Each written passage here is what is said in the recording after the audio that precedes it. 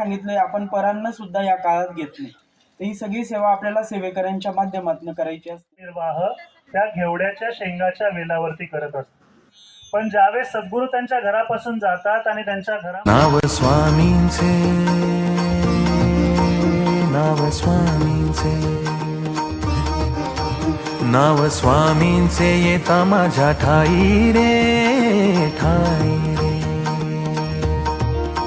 नाव स्वामींचे येता माझ्या ठाई रे, मन नरसोबाच्या वाडीला जाई रे, मन नरसोबाच्या वाडीला जाई रे, जाई रे.